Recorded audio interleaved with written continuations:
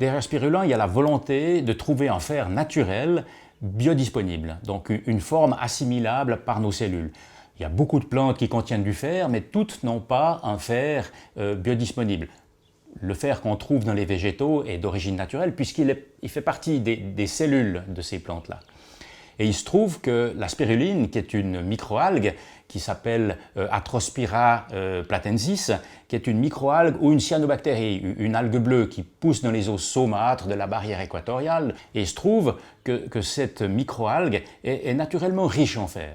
Et ce qu'on a fait pour développer Spirulin, c'est qu'on a essayé d'enrichir encore plus la quantité de fer qu'on peut avoir. On a d'abord regardé le contenu d'une molécule qui est clé, qui s'appelle le glutathion. Le glutathion est utile et est très connu dans la santé humaine comme antioxydant. Chez les plantes aussi, joue un rôle clé pour tout ce qui est mécanisme de contrôle antioxydant. Mais il a l'intérêt d'avoir un acide aminé qu'on appelle la cystéine.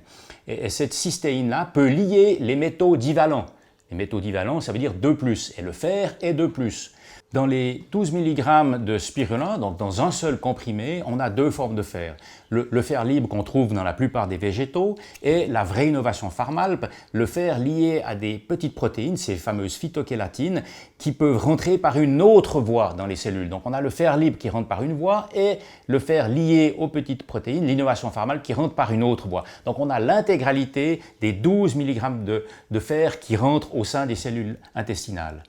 Et l'autre innovation Pharmalp est au niveau de la galénique. Les granulés qui constituent le comprimé ont été conçus pour transiter sans dommage au travers de l'estomac et des acides gastriques pour arriver au niveau de l'intestin. En conclusion, on a donc avec Spirulin 12 mg de fer biodisponible, sans effet secondaire, puisqu'on est très proche et quasiment identique aux valeurs recommandées quotidiennes. Ce fer peut être utilisé aussi bien par les femmes enceintes, puisqu'on a fait une étude avec les femmes enceintes, que par les enfants ou les sportifs, notamment les sportifs d'endurance qui ont fort besoin de fer, et ceci sans effet secondaire.